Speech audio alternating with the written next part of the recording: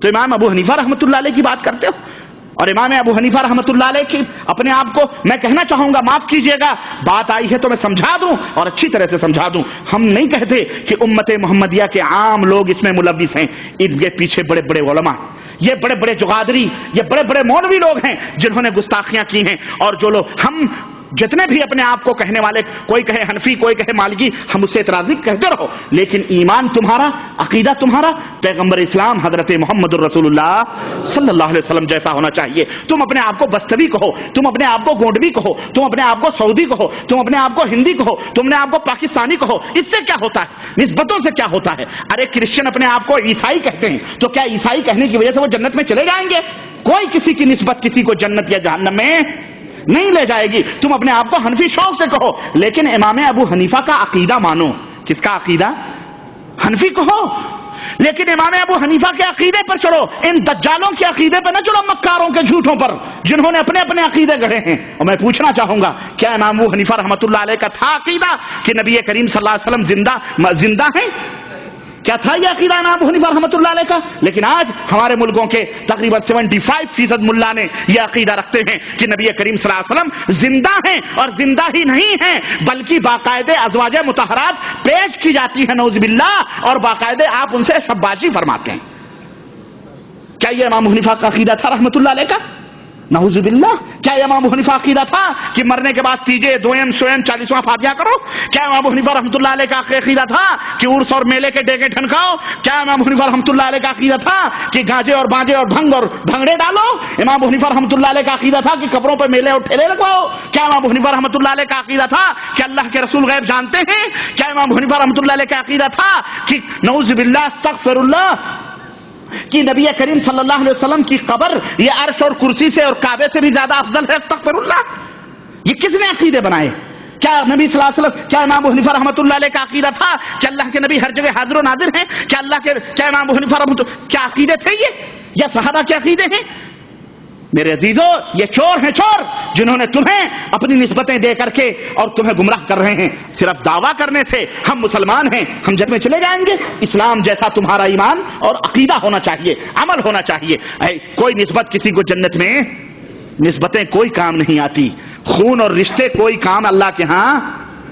تم نسبتیں لگا کے ڈپھلیاں پیٹ رہے ہو, ہاں, قادری بن کے, نقشبندی بن کے, سہروردی بن کے ڈفلیاں پیٹتے رہو, ہم جنت میں چلائیں گے. دامن پکڑ کے مچل جائیں گے, دامن پکڑ کے مچل جائیں گے قیامت کے دن. وہاں دامن ومن کچھ نہیں ہوگا, سارے ننگے دھڑنگے اٹھائے جائیں گے, سارے ننگے دھڑنگے اٹھائے جائیں گے, مادرزاد ننگے بغیر ختنہ کیے ہوئے. نبی علیہ الصلوۃ والسلام فرماتے ہیں اٹھائے جائیں گے. تم پکڑ کے لٹکو گے کیا وہاں پہ؟ نہ کپڑا ہوگا, نہ بستر ہوگا, کچھ نہیں ہوگا. دامن تو ہوگا ہی نہیں, تم لٹکو گے کیا پکڑ کے وہاں؟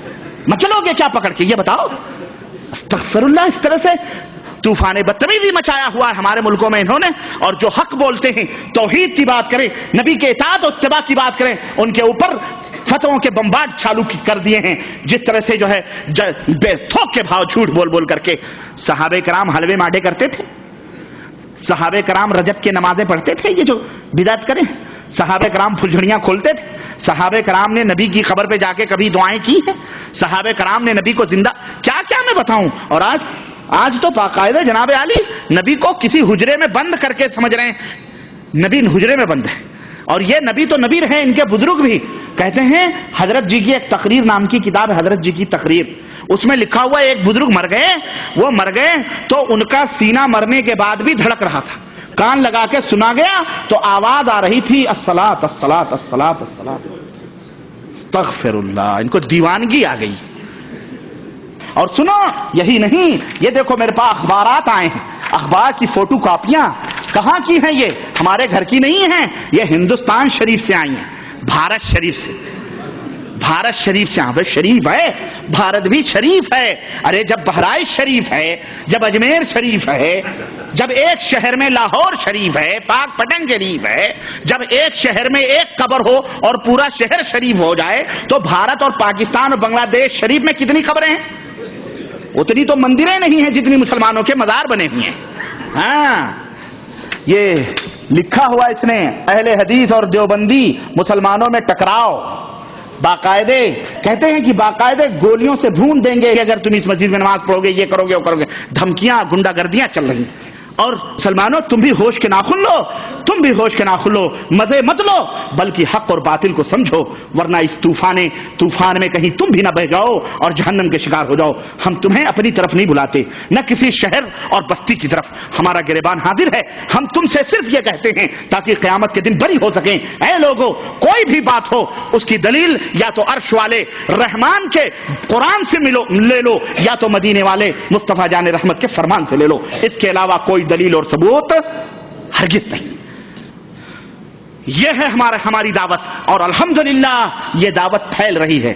جو لوگ ہدیے لے کے جاتے تھے پیروں کے پاس، ملاؤں کے پاس، گفٹ، ہاں خوب کپڑے، خوب تغرے، خوب ٹوپیاں اور خوب تسبیحاں لے کے جاتے تھے، اب الحمدللہ اسی مملکت سعودی عربیہ سے، اسی بلاد توحید سے، اللہ کے فضل سے قرآن کریم اور دین کے اوپر مبنی کتابیں اور کیسٹیں اور ماشاءاللہ چہرے کے اوپر نور سجا کر نمازی بن کے جا رہے ہیں. مولوی کو کھلبلی ہو رہی ہے. ایک تو میں ہی مولوی تھا، ارے یہ سعودی عرب سے روپیہ کمانے گیا تھا، یہ کہاں سے سجا سنور آ رہا ہے. اب بات ہو رہی ہے کہ مولوی صاحب یہ مسئلہ غلط ہے. کہتے ہیں کیسے غلط ہے؟ یہ بخاری کھل رہی ہے، یہ مسلم کھل رہی ہے، یہ ترمذی کھل رہی ہے، یہ نسائی ابن ماجہ کھل رہی ہے. وہ سوچتا ہے یہ گیا تھا کام کرنے، یہ ہمارے لیے گفٹ لانے کے بجائے یہ مصیبت لا رہا ہے، ایٹم بم لا رہا ہے. مولوی تڑپ رہا ہے، بل بلا رہا ہے، سوچ رہا ہے اب کیا کریں. اب بس ایک ہی بات ہے، کافر کہہ دو، بات ہی ختم ہو گئی، بات ہی ختم ہو گئی. کافر کہہ دو، لا مذہب کہہ دو، خارجی کہہ دو، متنفر کر دو، جگہ جگہ جلسے کرواؤ، جگہ جگہ جلوس کرواؤ ان کے خلاف، بات ہی ختم. لیکن دنیا بدھو نہیں ہے مولوی صاحب، مفتی صاحب، دنیا الحمدللہ ہوشیار ہے. ہم پاگل لوگ نہیں ہیں. ہمارے ہاتھ میں رب کا قرآن ہے، مصطفیٰ جان رحمت کا فرمان ہے. دنیا کی کوئی طاقت ان کا مقابلہ کر سکتی نہیں کر سکتی ہے انشاءاللہ تبارک و تعالی.